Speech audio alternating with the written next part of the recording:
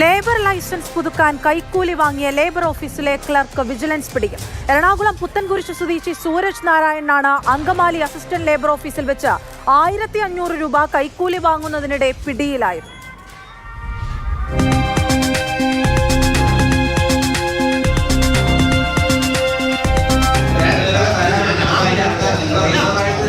അങ്കമാലിയിൽ പ്രവർത്തിക്കുന്ന സ്വകാര്യ സ്ഥാപനത്തിന്റെ ഉടമയായ പരാതിക്കാരൻ സ്ഥാപനത്തിന്റെ ലേബർ ലൈസൻസ് പുതുക്കാനാണ് കൈക്കൂലി നൽകേണ്ടി വന്നത്.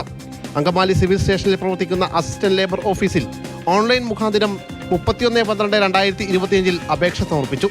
ഇത് സംബന്ധിച്ച പരാതിക്കാരൻ പല പ്രാവശ്യം ലേബർ ഓഫീസിൽ നേരിട്ടെത്തി അന്വേഷിച്ചെങ്കിലും ലേബർ ലൈസൻസ് പുതുക്കി ലഭിച്ചില്ല.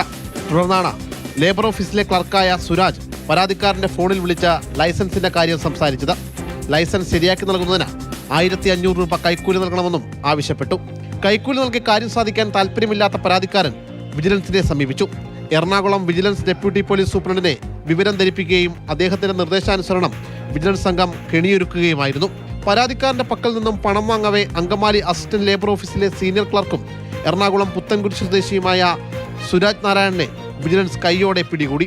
അങ്കമാലി സിവിൽ സ്റ്റേഷനിൽ പ്രവർത്തിക്കുന്ന അസിസ്റ്റന്റ് ലേബർ ഓഫീസിനുള്ളിൽ വെച്ചായിരുന്നു സുരാജ് നാരായണൻ കൈക്കൂലി വാങ്ങിയത്. അറസ്റ്റ് ചെയ്ത പ്രതിയെ മൂവാറ്റുപുഴ വിജിലൻസ് കോടതിയിൽ ഹാജരാക്കി.